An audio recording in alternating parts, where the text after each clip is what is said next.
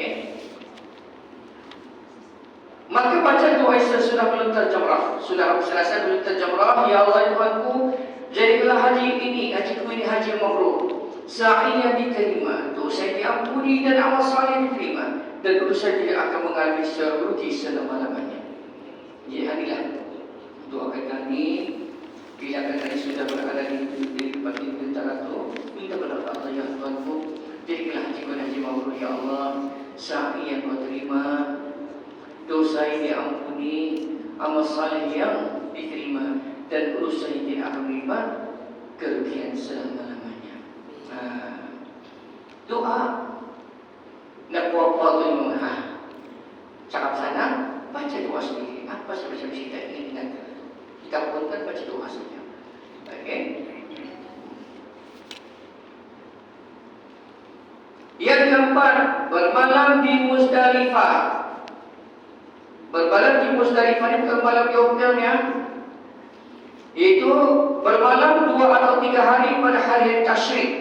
11, 12 dan 13 Zulhijjah. 11, 12, 13 itu digelar sebagai hari-hari tasyrik. Orang puasa pun diharamkan waktu itu. Baik orang di sana ataupun orang di Brunei, semua haram berpuasa waktu itu. Masuk pada di Mina itu ialah bermalam di Mina pada malam-malam tersebut itu sekadar lebih sedikit daripada tengah malam. Sebab yang besar daripada tiap malam dan ia berada di tempat, maksudnya itu kita boleh balik hotel benarnya. Kalau kita akan lipas bersama di tempat tidur, bang, tempat tidur sini bang. Kurang sering waktu kehilangan. Ada macam seorang kapal, ada macam punya BMW.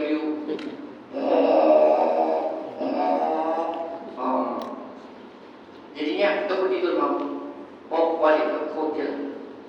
Boleh tengah malam, dipaskan tengah malam, pusat tu balik ke hotel kita boleh. Tapi risiko mesti kepada arah bagai haji kita. Jangan kalau dah tahu jalan jangan cuba. Terutama sekali orang first timer atau second timer yang belum mahir tempat itu, jangan cuba kalau dah faham jalan. Ujung-ujung dah terboleh hilang arus. Ramai tu orang dicari. Lebih 2 juta orang sudah tu. Pakaian sama, keadaan sama, sampai berdatang je lama orangnya. Pasal kita 5 orang pegawai haji usaha haji kita terus mencari 2-3 hari mencari mengumumkan betul jemaah haji Brunei itu orang telah dilaporkan kali hilang di suatu berada di kota Mina. Rupa itu dia tidur.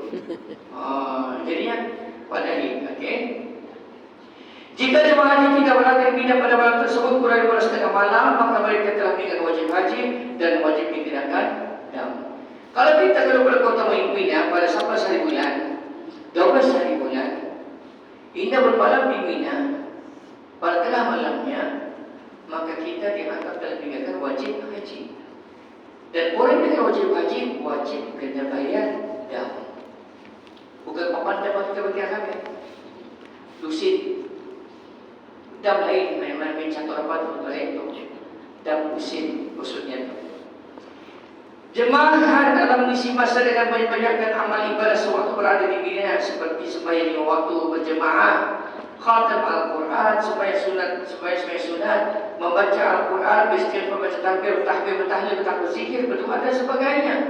Harus jemaah haji meninggalkan Mina pada 12 Zulhijjah dan awal terkait pada syarat-syarat berikut. Maksudnya itu sepanjang kita berada di kota Mina, daripada 10 Zulhijjah, 11 Zulhijjah, 12 Zulhijjah, 13 Zulhijjah itu kita disarankan untuk melazimkan diri melakukan sembahyang sepatu di waktu berjemaah.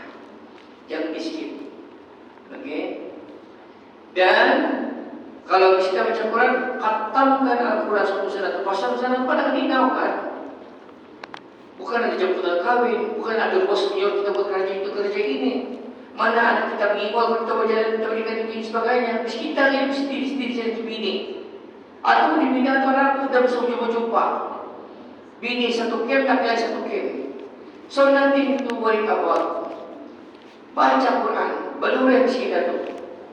Dia pun sudah kata belum setengah Quran tu catita. Okey. Banyak sekali sunat, membaca Al-Quran, beristighfar, membaca takbir, tahmid, tahlil, zikir dan sebagainya. Dan jemaah haji boleh keluar pada kota Mina pada 12 Zulhijjah, iaitu nafar awal dengan syarat-syarat seperti berikut. Pertama katanya pada 11 Zulhijjah sudah dia melakukan lontaran kenali. Kemudian yang kedua, malam kedua di Mina itu 11 dan Zulhijjah pun sudah dia buat lontaran dan sudah berada di Mina pada 11 dan 12 Zulhijjah.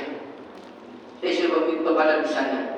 Hendaklah meninggalkan kota Mina selepas gelincir matahari 12 Zulhijjah dan selepas melontar pada hari tersebut. Maksudnya itu, kalau meninggalkan Mina jauh pada 12 hari bulan boleh, tapi pastikan dipaskan waktu zuhur dan telah melontar ketiga-tiga jamrah pada hari berkenaan. Dan meninggalkan kota Mina sebelum tergelincir terbenam matahari pada 12 Zulhijjah. Maksudnya itu sebelum masuk maghrib, pastikan kita sudah keluar fokus daripada kota Mina. Tidak boleh ada di Mina lagi waktu itu. Pada 12 Zulhijjah itu, maghribnya itu sudah clear. Kita tinggal dari kota, di bandar, di tempat bandarnya Mina. Kalau masa bulan itu masih kita berada di kota Mina lagi, stranded dalam kegagalan, pas kita stranded terus punya jalan, terjem, tiba-tiba waktu maghrib masuk, kita dikenakan mesti stay back sampai 13 hari bulan Zulhijjah. Dan dalam melihat itu melakukan sesudah melontar jamratul aqab, jamrah yang 3 pada hari berkenaan. Nafar awal katanya meninggalkan kota Mina pada 12 Zulhijjah. Nafar sani ialah meninggalkan Mina sesudah selesai melontar pada 13 Zulhijjah. Nafar sani lebih afdal daripada nafar awal. Jika syarat-syarat nafar awal tidak dipenuhi, maka wajib jemaah haji bermalam di Mina lagi dan melontar pada 13 Zulhijjah. Ini saya kata dari awal bis kita sudah kena rancang untuk balik ke kota Mekah pada 12 Zulhijjah. Melontar pun sudah selesai. Naiklah bas masing-masing. Malah tidak mau rusak bas bis kita. Ataupun jam berhabis di dalam bergarap mengisut perintah bahasanya sejam dalam bas dalam bergarap 2 jam. Maghrib asar sudah ni menahan rapat dalam bas lagi sampai ke maghrib kita kena pulang balik kepada bas dan balik ke Timah untuk bermalam lagi semalam pada 13 Zulhijjah dan melontar daripada hari 13 Zulhijjah itu macam biasanya juga. Tapi kalau kita manage to go out from Mina before maghrib, dapat pula berkota Mina sebelum maghrib, maka kita sudah selesai. Tugasan kita sudah selesai. Dan bila kita keluar pada 2 Zulhijjah digelar sebagai nafar awal. Bila kita keluar pada 13 Zulhijjah digelar nafar sani. Bila nafar sani kau pilih nafar awal, memanglah nafar sani yang lebih tip-top, lebih baik, lebih mantap dibanding daripada nafar awal. Agar okey. Yang kelima, melontar jamratul yang 3, iaitu ula, usta dan aqabah atau kubra. 7 biji batu setiap satu jamrah. Bermakna sana tu kata mereka melontar pada 3 hari tasyrik atau 2 hari tasyrik berkenaan itu 11 dan 12 bagi mereka melakukan nafar awal ataupun sampai 13 hari bulan Zulhijjah, itu hari tasyrik yang terakhir bagi yang melakukan nafar tsani. Okey. Syarat melontar jamrah hendaklah dilakukan sesudah masuk waktu, iaitu sebelum matahari pada hari tasyrik. Ini memang payah. Dahulu memang cepat besar tu dulu tu ramai sekaligus. Lepas surat tu memang lautan tu macam penyakit hilir al-bulgur misaramnya itu sudah lama tu mengagai setiap jamrah tu ramai. Dan orang memang macam-macam perkara berlaku. Bibinya betul tahu waktu tudungnya pasal tari orang mengatur apa ramai-ramai bersimpungan. Mana yang keluar, mana yang masuk berlawan-lawanan, iaitu masuk yang keluar orang itu. Memang berkepala bolehnya. Pokok tempatan banyak tenaga digunakan. Okey. pada ketika ini Kerajaan Saudi telah pun menerapkan fungsi kita untuk melontar pada waktu-waktu yang ditentukan oleh Bismillah sudah. Ada tengah subuh, ada tengah malam, ada tengah hari, ada tengah waktu asar. So hukumnya adalah sudah dikecualikan. Kata kita pasal ikut akur arahan dari pemerintah satu negara, walaupun negara itu merupakan negara ibadah. Bila benda itu terpaksa diikutkan, maka terpaksa akur dan bercutinya sahaja. Dan ibadah tentara tidak adalah tidak tunai cuma sudah tu. Okey. Hendak meluntar secara tertib, itu mulai daripada ula, wusta dan aqabah. Hendak cukup kali 7 kali luntaran. Okey. Kemudian menggunakan batu. Batu adalah dalam masuk dalam lingkungan dan dilakukan dengan tangan dengan cara meluntar. Luntaran dilakukan dengan dia meluntar dengan dan jangan palingkan dia kepada yang lain. Jangan kalau nampak si gundul pada tu. Ia dia meluntar kepada kembali bang, pangkat kalau tujuh pada bayi tidak boleh bang. Di belah sini dia buatnya. Dia tadah kepada orang jelek dia bang boy. Dia rasa sakit bahu dia tu kalian tu meluntar. Cerah. Pasal niat ikhlas kepada Allah. Bukan kamu ni jangan. Macam dulu lagi payung kan ada yang pasti dapat dia tu. Pakai lengkap. Orang dari Pakistan di mana ya Allah. Macam peluru orang. Cuma dia macam diri dah kata pada macam buri sudah dia cemar. Ingat dia terpacak kepala anak lima tuan ini. Ingat ya kita terutama sekali ini suatu lutara tu kadang-kadang dia sebenarnya menampakkan dirinya ni. Masa bersama dunia gaji ada seorang wanita lah. Tahun 10 saya balik ke Kemah. Dia nampak lembaga hitam, spiky badannya, meruta-ruta kesakitan bawa sekali luntar, berlupa-lupa dari batu ke batu itu. Dia tahu sebalik ke Kemah, terus kita mau. Tapi apa? Oh, okey. Umpan sampai batu lagi. Biar sampai lumpuh. Okey? Dan meluntar pada hari sebelumnya seperti meluntar jamrah pada Zulhijjah. Mesti sudah selesai meluntar tiap jamrah pada 11 Zulhijjah. Maksud itu sebelum meluntar hari ke-12, hari ke-11 sudah diluntar. Sebelum diluntar hari ke-12, hari ke-11 sudah diluntar. Sebelum diluntar hari ke-13, hari ke-11 sudah tadi meluntar juga. Nah, jangan di-overlap. Dan satu lagi, kalau kita meluntar itu mewakilkan kurang, boleh. Syaratnya kita sudah meluntar habis payu 3 batu jamrah kita luntar. Baru kita luntarkan oleh bini untuk bini kita, untuk kurang sini kita kata kita atau kita luntarkan damam tiap dia sejukkan dilakukan karbo untuk kubus dekat dia banyak. Jalan ini konon. Aku dia panas subhanallah. Berdiri talor. Okey. Bahkan aku sebut taruh tidak boleh kita luntar contohnya. Boleh. Okey? Boleh luntar tapi syaratnya kita dulu selesaikan luntaran untuk bis kita terlebih dahulu. Kalau belum selesai luntaran itu akan jadi untuk kita untuknya. Ingat itu.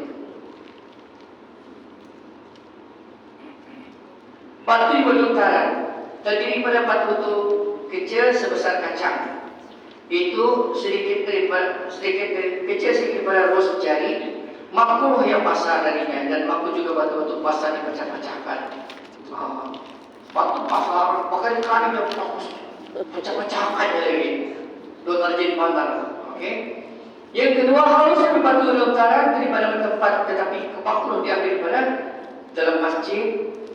Batu dalam khimah tempat duduk dibina dan batu-batu itu dia bernajis dan batu-batu yang terlibat meluntar darinya sendiri atau orang lain. Maksud itu batu dalam kaum dia boleh diambil, batu di masjid dia boleh nampak di masjid itu dicabutnya batu ada bina.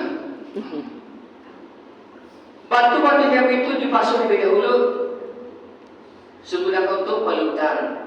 Jemaah haji dilarang meluntar untuk orang lain, melainkan sedaya meluntar ketika jangan berdiri sendiri. Baru sebelum di antara jemaah haji tidak boleh meluntar jamaah pesawat, maka boleh beliau wakil kepada orang dan itu menggantikan bagi dirinya. Itu saya berkata awal kita. Baik, dari masuk wajib haji terakhir, iaitu pantang larang dalam berihram. Okey, pantang larang dalam berihram ini. Ia pantang larang ihram ini ada 13 perkara. 13 perkara dipacah menjadi 5, iaitu yang berkaitan dengan pakaian, yang berkaitan dengan wangi-wangian, yang berkaitan dengan kecantikan, yang berkaitan dengan alam sekitar. Tidak alam sekitar yang boleh cari. Jadi sibuk dia jual dunia kerja alam sekitar daripada alam sekitar. Dah boleh pokok, dah boleh bunga. Habis kali trip jadi susahnya 5 minit. Ganjil pada lagu terpakai cara menyusun bunga dari lawa. Ya aneh yang baik usai kan. Jangan sibuk. Okey. Berkaitan hubungan jantina. Baik, mari kita lihat apa yang setiap kategori pakaian, wangi-wangian, kecantikan dan sekitar ataupun jantina ini yang perlu kita ni jaga, awasi, hindari sewaktu kita dalam keadaan ihram haji ataupun ihram umrah. Namanya ihram haji atau umrah semuanya sama saja. Pantang larangnya tidak ada ubah, tidak ada tambah. 3 perkara ini fix, no negotiation. Okey. Baik, yang pertama, yang berkaitan dengan pakaian. Bagi laki-laki memakai pakaian yang berjahit atau menutupi seluruh badan laki-laki, tidak boleh. T-shirt, baju kemeja, baju kurta, baju jubah, seluar, jeans, seluar, utung, tracksuit, spindit pun tidak boleh pakai. Namanya berjahit, bersarungkan adalah tidak dibenarkan langsung. Bagaimana pula pakai sarung tangan latex? Sarung tangan kau bagi cek semuanya itu sudah tanpa berjahit itu. Gelombang tu. Ini pakai yang plastik atau corong buat kue. Ada warna biru, ada warna coklat, ada yang transparent color satu. Boleh katanya? Boleh kalau bukan dalam ihram. Boleh pakai dua di luar daripada ihram. Bila pakai ihram sudah di ihram, benda itu pun dilarang. Karena mengapa? Ini berjahitnya memang dia lebih bersarung.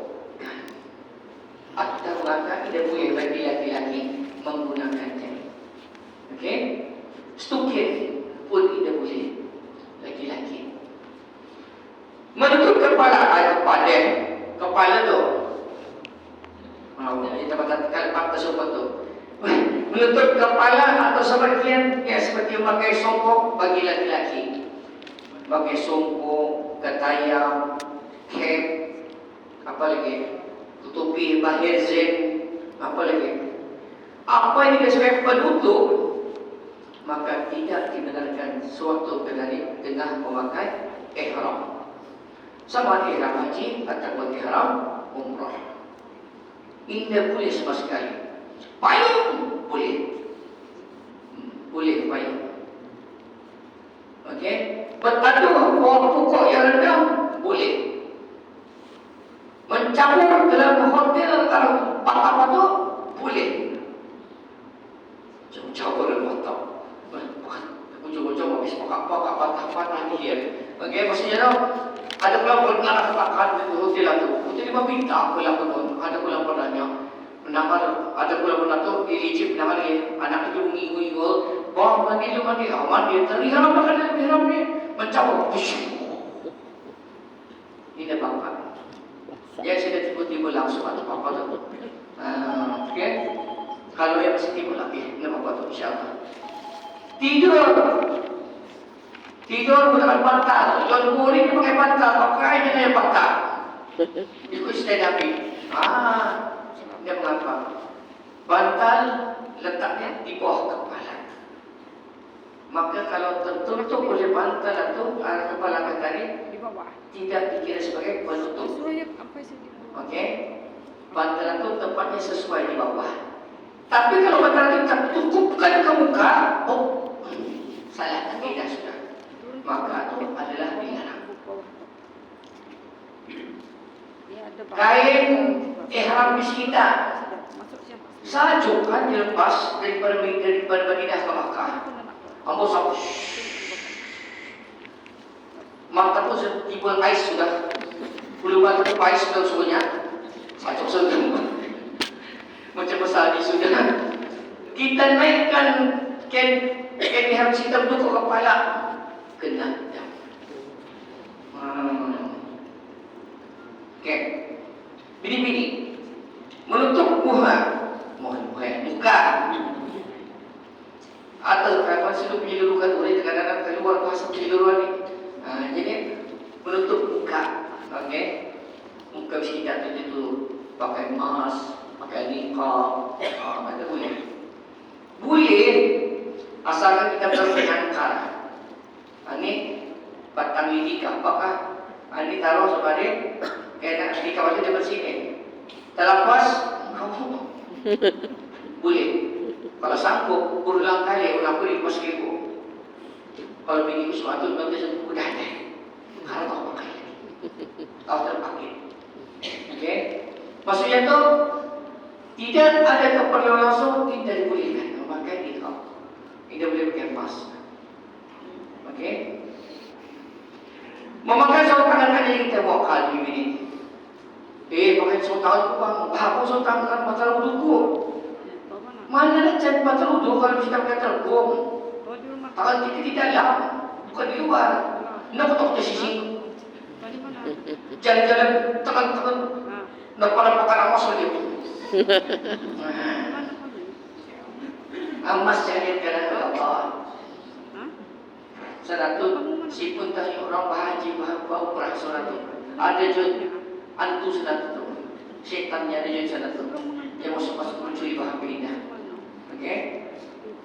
Kali ikuti kita belakang kali lihat kita ahli miliknya okey. Mudah dia.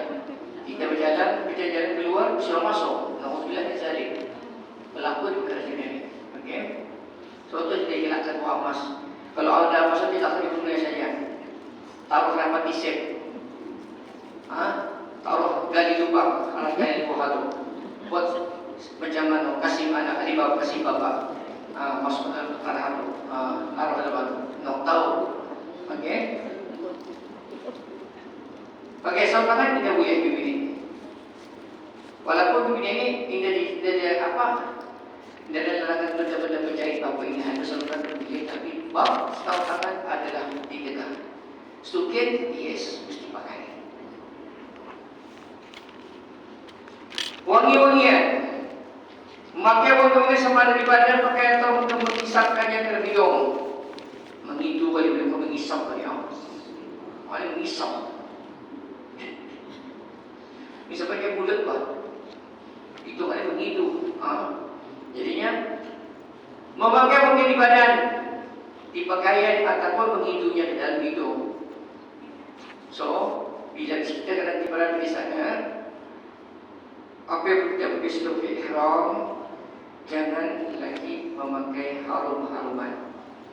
Macam pun bauan kata ni, sampai bau kasih sampun keluar, ibu memang pejabat tu.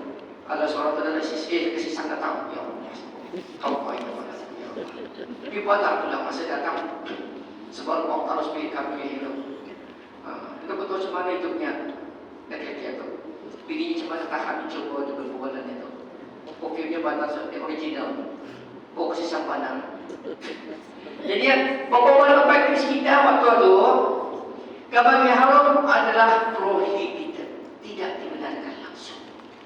Sikit-sikit tidak boleh, sikit-sikit tidak boleh. Namanya haram dilarang keras. Okey. Pada pakaian, and then sepanjang perjalanan kita daripada hotel ke masjid ke mana tu, ada orang berjual bukur. Ditudunginya hapus-hapus semuanya. Jangan kalian pilih. Haram. Atau kita tidak. Kalau ada, bilang. Ya dia berdirikan. Kalau tidur sedikit tahu apa? Itai, bang, tak pakai kubur itu kok. Kalau balik ke sana, oke kali. Tapi kamu kena harus apa kamu dia? Yang terus sibuk waktu itu. Waktu lebih heran jangan sibuk apa-apa. Oke? Memakan minyak di kepala tercampur dan sebuah bulu muka selain daripada tubuh di pipi atau di dahi. Pipu. Pakai bahasa dah. Pipu, pipi di pipu. Kita bawa. Memakai minyak kepala lain. Kawan-kawan mengenai dan mengenai 5 sekolah minyak rambut kepala balik. Enggak terpakai. Aku biasa mau kebutuhan ini rapi. Kalau dia barang dia minyak rambut tadi keripu macam singa dan orang-orang. Kalau kamu pakai minyak sebelum berihram lagi. Sudah pakai ihram, berihram sudah, maka disediakan minyak ini ada di dalam. Minyak apa macam mana? Minyak geliga, itu Cino, Popong juga. So boleh pakai mengikut keperluan sahaja. Pasal itu bukan disebabkan kepada harum-haruman. Kata ini berubat. Okey? Berubat ini mengapa? Tapi jangan berlebihan. Mentang-mentanglah minyak harumnya ini sebentar hari ini minyak kapal. Sudah buat tadi sapunya. Saat kemudian tampil sapunya sekali. Kurang belitas sekali pun. Ya Allah, aku bisa membawa dan mani. Ya Allah. So ingat-ingat ya. Boleh pakai minyak panas. Tapi ikut keperluan sahaja. Mana sakit-sakit sopukan. Jangan sebelah kanan sakit, sebelah kiri pun disapu juga. Standby je memang biasa kalau sebelah kanan kiri memang kanan tu ni. Dikubit ke tangan kiri kanan kiri akan merasa sakit juga. Ini ada tu, okey? Berkaitan dengan kecantikan, mengerat atau potong kuku dan rambut. Sebelum ihram, dia tak akan potong kukunya. Sebelum ihram balik, sibuk dia pula potong kuku, dia pula membantu kukunya. Maka dilarang waktu itu sudah. Tidak boleh potong kuku waktu sudah menesak ihram haji ataupun umrah. Okey? Coba tujuh rambut. Tidak boleh dipotong sewaktu masih dalam keadaan berihram. Menanggalkan anggota bulu dari mana-mana anggota badan. Mencabut bulu ketiaknya, mencabut hidungnya, okey? Mencabut bulu dadanya. Bulu dada macam orang Hindustan. Kritik-kritik di dada hitam. Gatal cabutnya kena dam. Maka saya tahu apapun jenis bulu-buluan yang menampak di pada kata ini bila dicabut atau dipotong, maka akan dikenakan dam. Berkaitan dalam sekitar memotong, menambah, mengarat, mencabut pokok-pokok yang haram yaitu Mekah, Mina dan Muzdalifah adalah dikenakan membayar dam. Kalau kita cabut yang ada di kota di Arafah, itu tidak kena dam tapi berdosa hukumnya, haram juga. Ini kata suatu kita lebih ihram berada daripada tempat-tempat yang suci macam ini. Jangan dulu sibuk-sibukkan mencari-cari hal yang patut-patut untuk dilakukan. Contoh saya contohkan tadi kan, kita tu memang bila di rumah, taman kita paling cantik lah dibandingkan sekampung yang kita tinggal tu. Orang memuji, lawa, maintenance-nya tip-top. Datang ke sana, jangan kata tempat Arafah di Mina mana tu, hotelnya pun orang hidup segan mati dah mau tempat, hidup segan mati dah mau luruskan. Hidup segan mati dah mau je lagi bunga-bunganya ni. Bang, jawab hati kuliah, kau hati kuliah ni. Kan itu tahu sudah bunganya ni, namun itu tidak usulnya, mereka akan diusahakan ini. Diusaha-usaha cepet-cepet jadi krim yang HP indah. Ya Allah. Dari ihram letak tu. Bila berlaku demikian, tidak beda. Dan butuh-butuhan ini cantik ni, ikut size. Kalau pasar, dah sampai Pokok pasarnya nanti tumpangan apa kali bahasa justru itu. Pokok pasar pun tumpangan itu. Atau si perunda. Kalau yang cangkir buah pokoknya kambing. Tapi udah sebanding juga. Pokok dicekuk prosesnya apa bunga ros dicampur. Bila ada perempatan kita padahi. Tuan Anjay tadi kau ambil bunga ros pun yang ada. Gimana nulis orang? Kena kita tuh. Padahal kau mengurusnya berperialkannya. Sudah tahu suka saya pikul ekor kambing. Aku di dunia bukan kambing dari labau kau dari makan. Okey. Memburu dengan kamburan yang halal dimakan atau binasakan dengan haram atau tidak halal. Sekarang ini adalah yang hanya ada merpati. Burung acang yang ada. Kalau hanya seladang, kancil, payau, rusa dengan pak sudah semua takwa sudah akan padai. Pasal dia dalam waktu begini dulu memang hutan pun sebenarnya. Tapi oleh kerana perubahan iklim sudah jadi kering kuntang, semua tanaman mati. Jadilah padang jarak padang tempur. Ini ada pokok. Tapi sekarang ini alhamdulillah mula menghijau balik bukit-bukit. Tapi sekarang keras saja jenis rumput-rumput yang merayap-rayap.